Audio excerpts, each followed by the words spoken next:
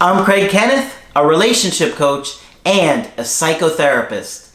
Every relationship is different and every breakup is different. Work with me and you'll get professional help on your situation.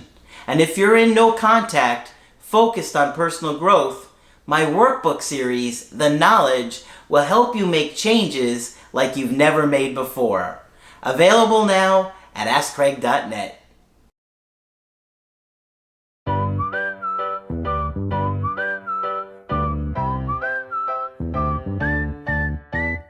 Hi there, I'm Coach Craig Kenneth. And I'm Coach Victoria. And today we're going to be talking about She Said She'd Come Back.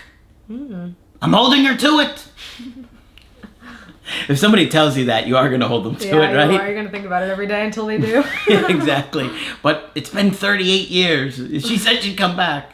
It's traumatizing in a way because sometimes people say something in the moment and they mean it and then they change their mind afterwards. Mm-hmm. And it's hard to know what's going to happen in the future. And that's one of the things that's so hard about breakups is the uncertainty. Mm-hmm. You know, things can be going well at one point and then it goes poorly, or it could be the opposite and things go poorly at first and then starts to go well.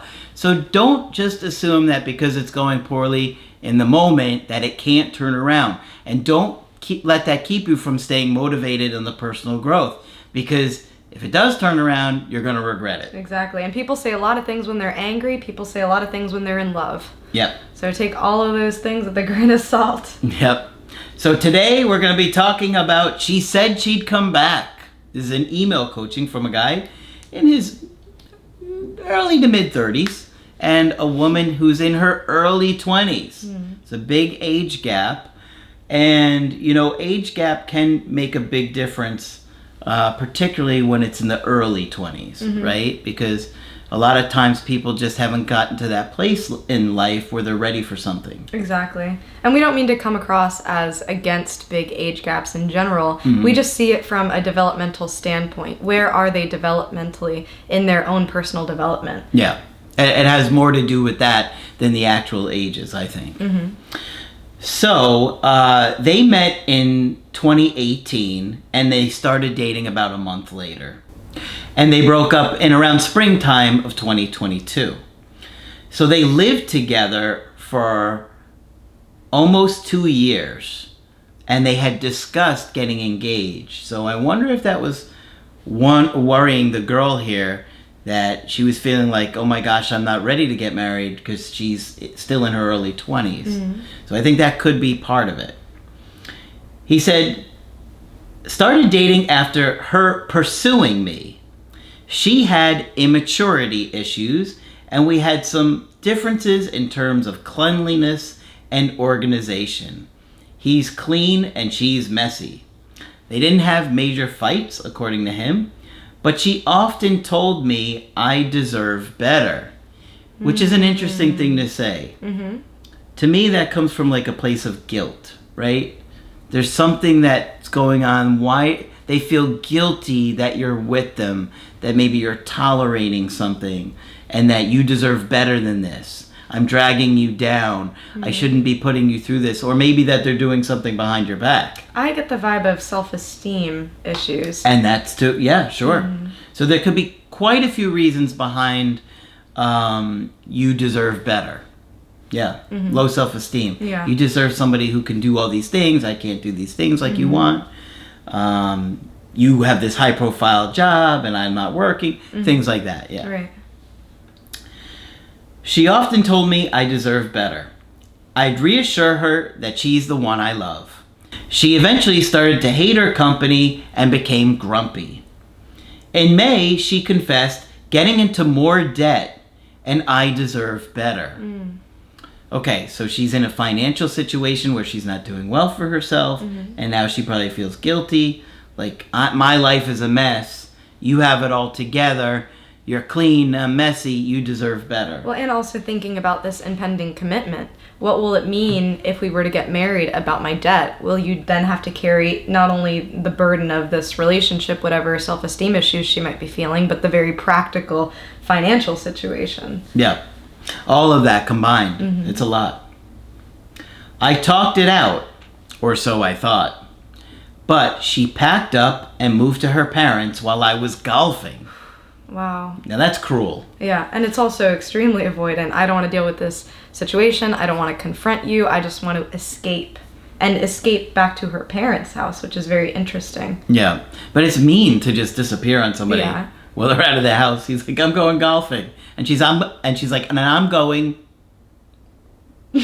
Just going. Just going. Just going. I find it interesting that she went to the parents, thinking she didn't leave and prepare her own place. She didn't go to a friend's house. Well, she's in debt, so she probably couldn't afford to do anything like that. Right, but I mean, even a friend that could have helped her. Interesting, the parents, but... Let's go on here. She said she'd come back, and she never did. She requested space, so I went no contact. After a week, she called hostile and angry. Bit odd. Mm-hmm. He hasn't heard from her, and she's all of a sudden hostile and angry. It'd be like, wait, I haven't even talked to you. Why are you mad at me? Yeah. I tried to use logic and mentioned a desire to work things out. She was angry and said she had been unhappy for a few months, collected her stuff, and I went no contact. All right, so at this point I'm wondering, what is she unhappy about? Because we don't really have any ideas as to that yet, right? Mm-hmm. And the other thing is, I heard earlier in the email, he mentioned that the relationship was pretty good. They never fought. That doesn't immediately tell me that it was a good relationship or not. Sometimes there can be conflicts that you don't see, that people are struggling with internally, that they're too afraid to bring up. And also hearing that phrase of, I think that you deserve better, I wonder what was going on internally within her that maybe she wasn't expressing or maybe wasn't sharing. Mm-hmm. Yeah. Something was going on internally with her that she wasn't sharing. Mm-hmm. I agree. She reached out in August asking questions she knew the answer to. Subscription info. So could have been an indirect. Yeah, I was thinking the same thing. Yeah. I said, nice to hear from you. Hope all is well. She repeated the same. I followed up text the next day, but I was blocked. I went back to no contact. Well, I think maybe she just wanted to feel connected to him again. She reached out. She didn't necessarily want to start seeing him or anything like that. But it was just enough to reach out, and then she regretted it. Mm-hmm. Which happens. That does happen. She called several times towards the end of October. I answered later that night. She said she thought I had her diploma, but since found it. She got a new job, asked about my life, mentioned seeing a mutual friend recently, and heard great things about me. Apologized for everything she did, and said she feels guilty. Guys, can we work on these run-on sentences, okay? Because that was 14 sentences in one short paragraph. You gotta work on these things. You're killing me. Okay, because I could have jumped in about 5 different places right there, right? Uh-huh. Okay, so it sounds like the diploma thing was an indirect again. Agreed. Right? And then she starts opening up about her life, which she didn't need to, and asking about his life, which she didn't need to. So those all kind of show some interest there. Okay. And she's saying guilty. Apologized for everything she did and said she feels guilty. There we have that guilt again. We caught up for 45 minutes. I asked if she wanted to meet up sometime. No expectations. She said she doesn't know, and sometimes she looks back and thinks we weren't the best fit for each other. Okay, that's a pretty general thing to say, though, right? That can mean anything. Right. I said people change and things change. I've been doing a lot of work. Sounds like you have too, and I'm curious to see if anything could still be there and what you've been up to. Okay, so a few things here. When he's saying people change, things change, I've done a lot of work, you've done a lot of work, it feels a little bit manipulative, like he's trying to force it, because I didn't hear a lot that she's done to change. Right. And he's like, you've done so much work, and she's like, what have I done? Right. She did get a new job, which props to her, because it sounded like she was unhappy in that situation for a while. Yeah. I do get a little bit of escapism from her. I'm going to just suddenly disappear, go to my parents' house, I'm going to quit my job, get a new one, which, I mean, with changes, it can be a really big distraction in your life. Okay, I'm out with the old, in with the new. I'm gonna leave all this emotional baggage behind and start fresh. But sometimes things like a new job and sometimes things like leaving a relationship doesn't ultimately cure those really deeply embedded insecurities. Yeah, absolutely. And, I just worry that he may be coming across a little strong here, trying to nudge her, like, let's see each other. I can see that. Okay. I texted her that night mentioning how I'm aware of her fears and past mistakes, repeating, but I've changed a lot. Here we see he's coming out a little too strong. Yeah. And who knows what couple happen. I think you mean to say could. No response. I texted the next morning asking about an item she may have. No response. See, you can see that there is anxiety there, and he's coming on too strong here. Yeah. You can't ignore that. Don't keep pursuing. Even though she reached out and you had done a good, or pretty good at first, now you're forcing it. And it can be really confusing where in the beginning of the relationship, they were the pursuer. So now that she's distancing a lot, it can be really jarring. But I agree with Craig, slowing down a little bit, telling her that you've changed, even if it is true, sounds like it's not going to do much as far as changing her mind. It doesn't seem genuine. It just seems more like I'm trying to get what I want here. Her grievances. I was over-focused with work. Didn't give her a feeling of appreciation. Felt if she did something wrong, it would let me down, which made her feel bad. And that sounds like that guilt again. She had a rough childhood. Her father who'd get angry often and say terrible things. I believe she thinks I act similar, although we're not similar people at all.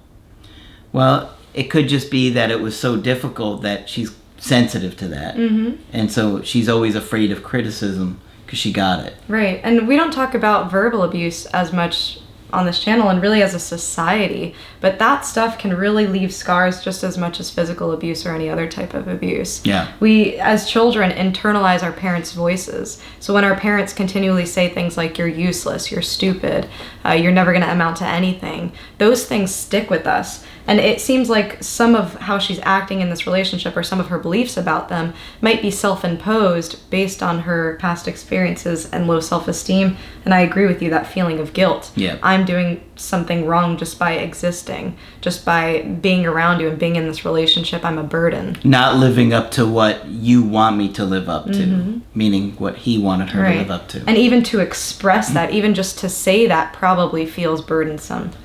Or scary. Because, if her dad was emotionally abusive, you're going to be afraid to open up. Yeah, exactly. Yes. Am I supposed to call her?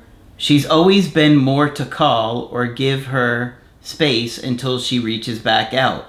Will she reach back out? She's a fearful avoidant with lots of anxiety through the relationship. All right, we'll come back to that in a minute. Okay, he had an update that he had to get in before I did the coaching. So he says, since my last email, I went no contact up until yesterday. 1 week. I called as I was expecting being blocked again, and I was. So it's like he was anxious that he was blocked. He called, he realized he's blocked. So he's having a hard time sticking with no contact here because she had already ignored 2 texts and he's still reaching out. Yeah.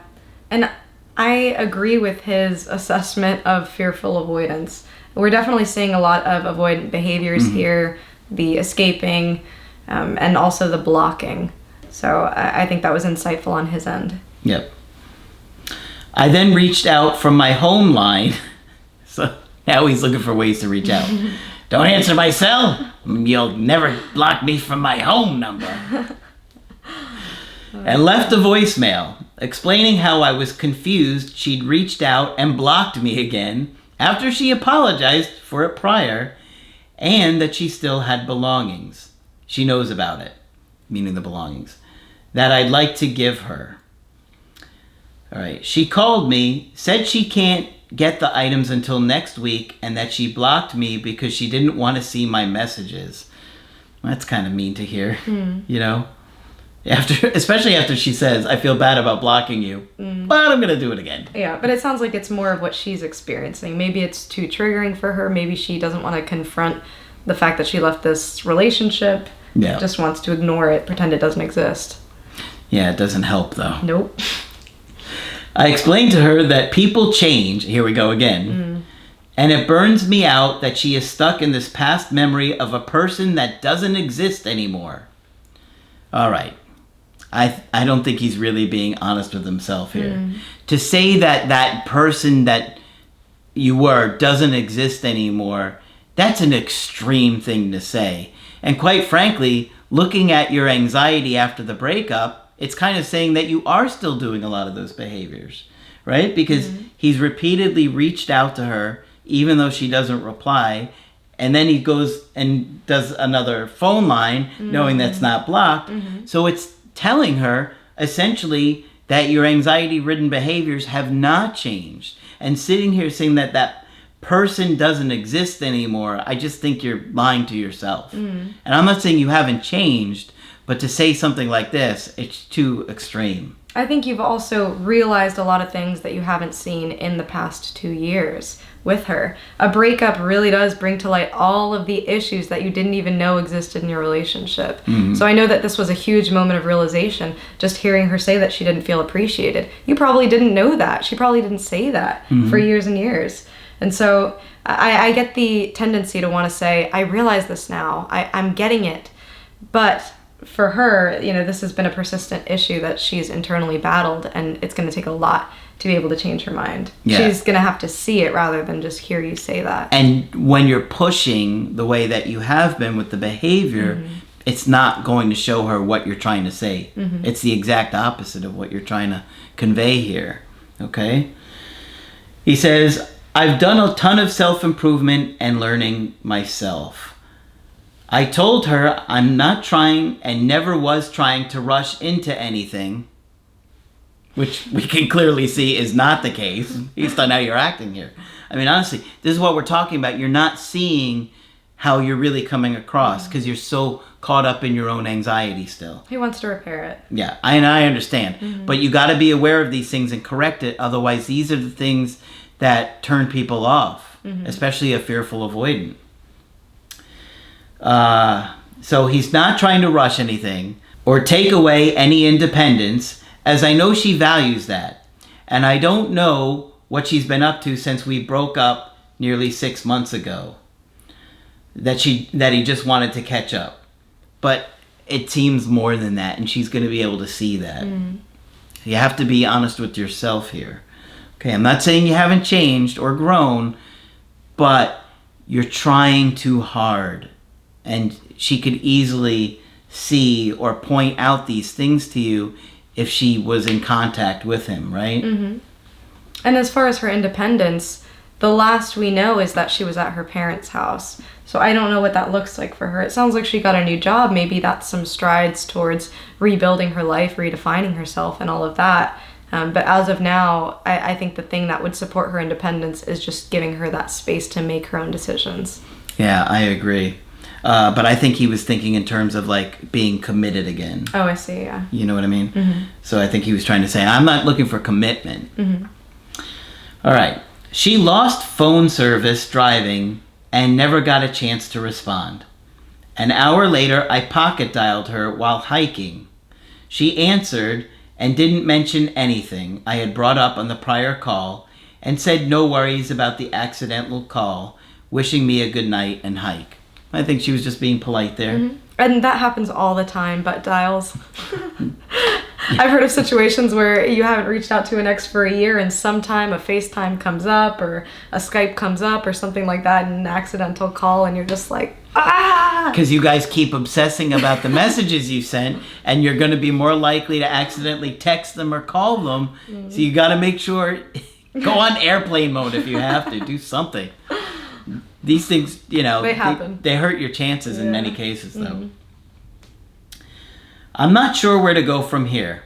I feel like she's dipping the toe in the water, but afraid to, due to her fearful avoidance and tendency to run from challenging situations. She's self-aware of all these reactions, but has high anxiety. Well, she's doing a little bit to reach out here, but when she does, you're kind of bombarding her. 2, 3 text messages, phone call. She blocks you. You go around another way, use a different phone. So you're not allowing her really the opportunity to dip the toe in the pool. You're kind of like a shark swimming along the edge of the shore, waiting for somebody to dip their toe in the pool. She's gonna dip their toe in, so you can bite it off. All right. Should I continue to reach out periodically, like call her, as that's always been her preferred method, or should I go back into no contact? What do you think about that? I think no contact as of now is your best option. It sounds like we've tried reaching out to her, we've tried connecting with her. There's been times where she's lost service or hasn't answered. That to me is an indication that she needs more space. Yeah, she's been polite, but she's not reaching out to you. In fact, she's been blocking and not replying. I fear rushing her and pushing her out of comfort, but at the same time, I'm aware her fear and anxiety is playing a major role in all of this, and so is yours. That's also a big role in this.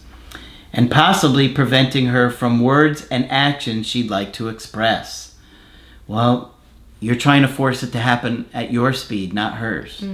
Right? Don't you think? I agree.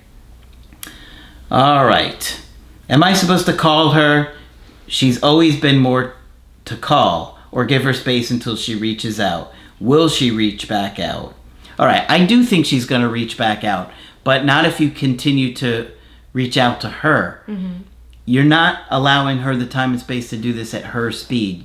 You did for a bit, but then the minute she did, you got overexcited, anxious, and tried to push this again at your speed. Exactly. And as of now, if she is back at her family's home, I don't know if her parents are still together. If they're not, if her father is there, that's going to be pretty re-triggering to, her experience from childhood. Good point. So I think it will take some time for her to work through this process to regain her independence, and you really want to give her that space. This is one of those situations where it's the long game. I don't think it's going to be soon that she reaches out and wants to work on things all of a sudden. These are deep issues, and you really need to understand that. Absolutely. And the more you learn about avoidant attachment style, the more you're going to understand her.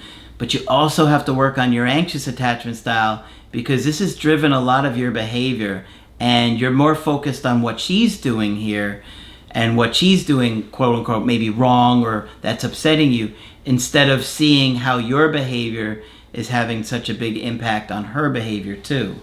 So you got to get focused on that as well and get more balanced. Focus on what you can do and what you will do if she comes back. At this point, I'm sure she remembers that she had said that she's going to come back, and I have this sense that that's probably weighing on her, just given the themes of guilt that I'm hearing throughout this entire story.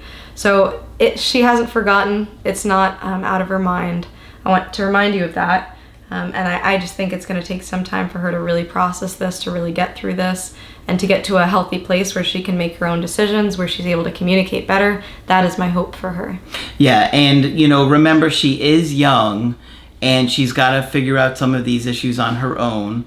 And also, you don't want her to feel guilty as well. So you have to do whatever you can to not make her feel worse about not reaching out or being ready, because that's just going to make her feel so bad that she's not looking for that romantic connection, because she's feeling like she's hurt you. Exactly.